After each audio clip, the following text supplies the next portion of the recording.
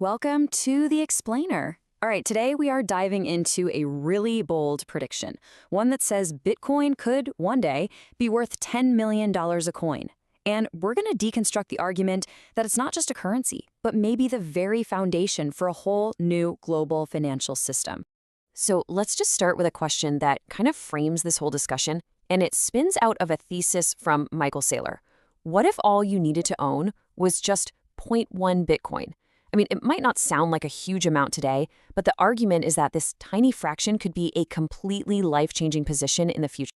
And boom, there's the number, $10 million per Bitcoin. It's an absolutely astronomical figure, right? So let's unpack the logic that, according to this bull case, could actually get us there. So you have to ask, how in the world could Bitcoin possibly hit that number?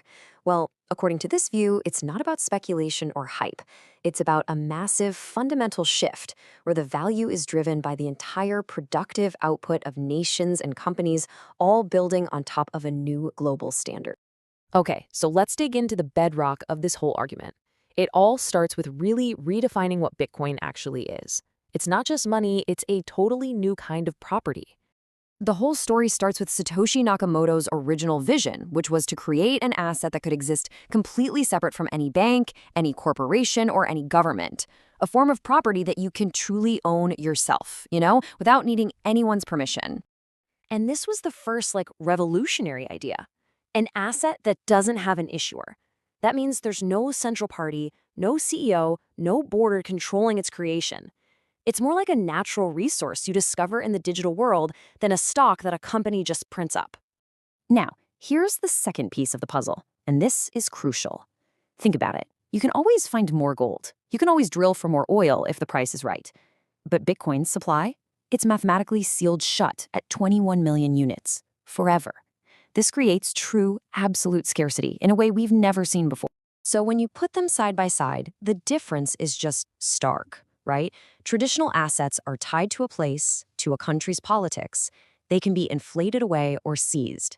Bitcoin, by its very nature, is designed to be global, absolutely scarce, and incredibly difficult to take away. Okay, so if Bitcoin is this new kind of property, what stops someone from just taking it? This next idea is what proponents believe makes it a potential base layer for the entire world economy. It's not secured by trust in people, but by something much more fundamental. See, instead of relying on a company's promise or a government's laws, Bitcoin relies on pure, immutable mathematics and the expenditure of real-world energy. This system, proof of work, basically turns electricity into a digital wall, making its history, its ledger, insanely difficult and expensive to change.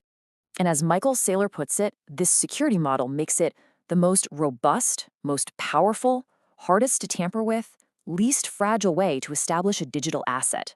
It's this uniquely stable foundation in a purely digital world. And that's why you hear people call it digital capital. The analogy is pretty simple. Just like a skyscraper needs a bedrock of solid granite to stand on, the theory is that brand new financial systems can be built on the unbreakable foundation of Bitcoin. All right, so we have the foundation. Now let's look at the skyscraper they're planning to build on top of it. This new financial architecture is all about layers. The whole vision really breaks down into 3 simple layers. It all starts with Bitcoin as the base, the digital capital. On top of that, you build a new kind of digital credit. And then, at the very top, all other assets in the world can be turned into digital tokens. So think about this. Instead of using things like gold or real estate to back loans, the idea is that future financial institutions could issue credit against something that's totally provable and transparent, like digital capital on the Bitcoin network. And the potential scale of this new credit market is just staggering. According to this view, it could compete with all the other stores of value in the world. We're talking real estate, art, bonds, and could potentially reach into the hundreds of trillions of dollars. Now, the top layer is where it gets really expansive. It's the idea of tokenizing other assets. So you're turning things like stocks or real estate into digital tokens that live on other blockchains, say Ethereum or Solana, but they would all ultimately use the deep fundamental security of Bitcoin's base layer for final settlement. And we're not just talking about boring financial stuff here. Imagine owning a token that represents your country club membership or even your loyalty points at McDonald's.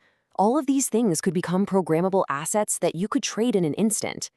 This is where the model really expands into everyday life. So that's the grand vision. It's big, but how does it actually happen? Well, proponents of this idea argue that this isn't some far-off theory. They believe the transition has already started. The shift is being compared to a fundamental technological standard, kind of like the moment the world decided, okay, alternating current is the way we're going to do electricity. Once that standard was accepted, it changed everything. The argument here is that institutional acceptance of Bitcoin is that same kind of turning point. And this institutional adoption is seen as kicking off this 4-year window of just ferocious innovation. It's a period where the people who build and adopt this new standard early on are the ones who stand to benefit the most, before it all just becomes the new normal. And this really gets to the heart of what they call the great wealth transfer thesis. The idea is that capital, power, and influence will just naturally flow away from the traditionalists who resist this change and toward the innovators who embrace it and build on top of it. And that leaves us with the final big question. Are we standing at the very beginning of a new economic paradigm? The start of a global wealth transfer from the complacent to the visionary? Well, that is the $10 million question, isn't it?